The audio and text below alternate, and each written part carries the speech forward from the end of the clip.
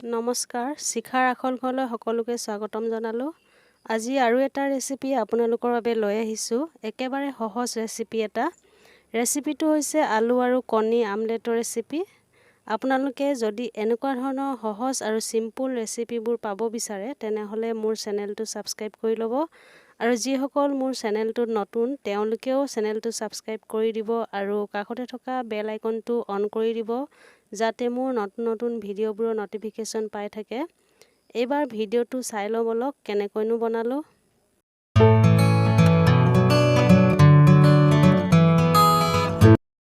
এই ৰেচিপিটোৰ বাবে মই 2টা কণী লৈ লৈছোঁ, কেঁচা জলকীয়া লৈছোঁ নিজৰ আন্দাজমতে। তাৰপিছত লৈছোঁ পিঁয়াজ বটা, এটা সৰুকৈ কাটি লোৱা বিলাহী, জিৰা পাউডাৰ, জলকীয়াৰ পাউডাৰ আৰু হালধি পাউডাৰ আৰু কেইখনমান নগা ধনিয়াৰ পাত লৈ লৈছোঁ আৰু অলপ ডাঙৰ সাইজৰ আলু 2টা এনেকৈ সৰু সৰুকৈ কাটি লৈছোঁ। এইবাৰ এটা বাটি লৈ লৈছোঁ আৰু তাতে কণী 2টা ভাঙি ল'ম। আপোনালোকে 2টা কণীৰ সলনি বেছিও ল'ব পাৰে। মই 4জনৰ কাৰণে বনাইছোঁ সেইবাবে মই 2টাই লৈছোঁ। এতিয়া মই ইয়াত অলপ নিমখ দি ভালদৰে ফেটি ল'ম।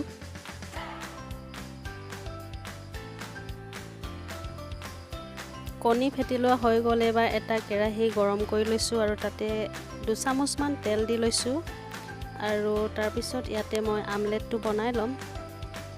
তেলখিনি ভালদৰে গৰম হৈ গ'ল আৰু এতিয়া মই ইয়াতে ফেটি লোৱা কণীখিনি দি দিছোঁ। আপোনালোকে এটা এটাকৈও বনাব পাৰে আমলেট, কিন্তু মই একেবাৰে বনাই লৈছোঁ।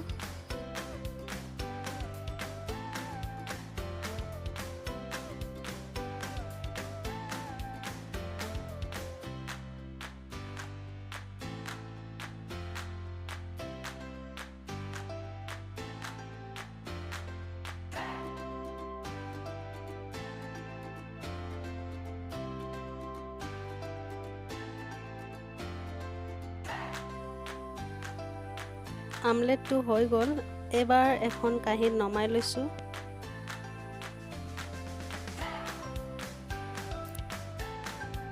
তাৰ পাছত মই এখন ছুৰীৰে কাটি লৈছোঁ, 4 পিচে কৰিছোঁ।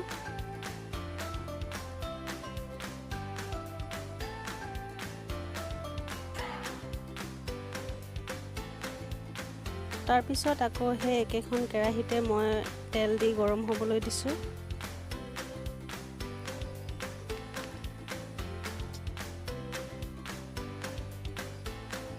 তেলখিনি ভালদৰে গৰম হোৱাৰ পাছত মই ইয়াতে পিঁয়াজ বটাখিনি দি দিছোঁ আৰু এইখিনি মই অলপ সময়ৰ বাবে ভাজি ল'ম।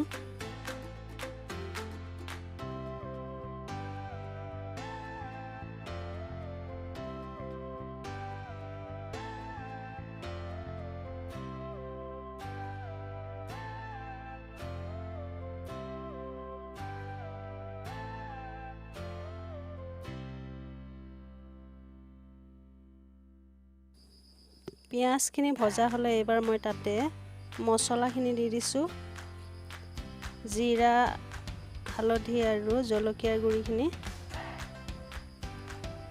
এইখিনিও ভালদৰে ভাজি ল'ম।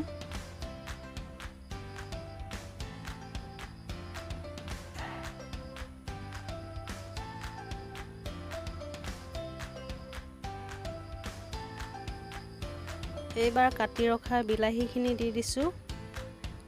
এইখিনিও মই 2-3 মিনিটৰ বাবে ভাজি ল'ম যাতে বিলাহীখিনি ভালদৰে গলি যায়।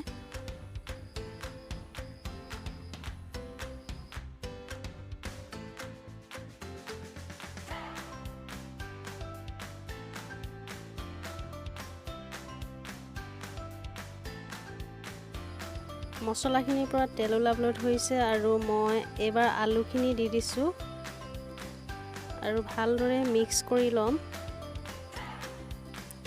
যাতে মছলাৰ লগত ভালদৰে মিলি যায়।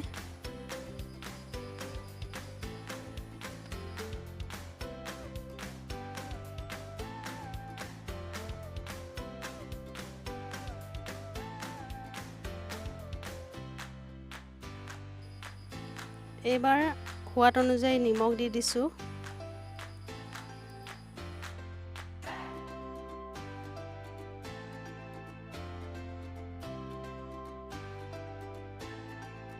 নিমখ দি ভালদৰে লৰাই ল'লোঁ। এবাৰ ঢাকনিৰে ঢাকি 5 মিনিটৰ বাবে সিজিবলৈ দিম। 5 মিনিটৰ পাছত ঢাকনি উঠাই চাই লৈছোঁ আৰু লৰাই লৈছোঁ। আলুখিনি ধুনীয়াকৈ সিজি গৈছে। এইবাৰ মই ইয়াতে কেঁচা জলকীয়াকেইটা দি দিছোঁ।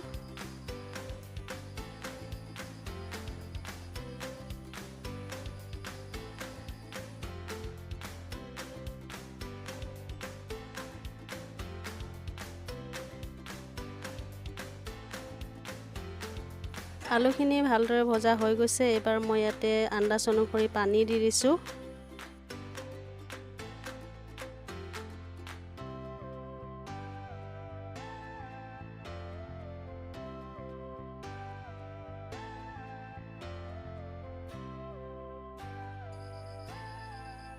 তাৰপিছত মই কাটি ৰখা আমলেটৰ টুকুৰাকেইটা দি দিছোঁ আৰু ভালদৰে উতলাই ল'ম। লগতে ধনিয়া পাতো দি দিছোঁ।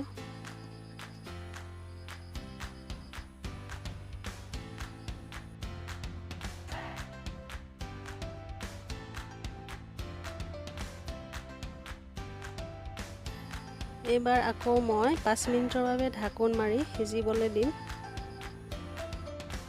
5 মিনিটৰ পাছত মোৰ এই আমলেটৰ কাৰীখন ৰেডি হৈ গ'ল। এই কাৰীখন আপোনালোকে ভাত, ৰুটি বা পৰঠা যিকোনো লগতে পৰিৱেশন কৰিব পাৰিব।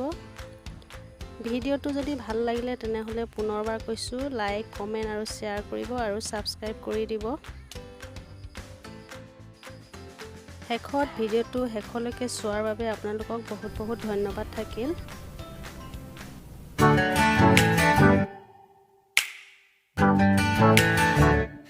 Flavors of love.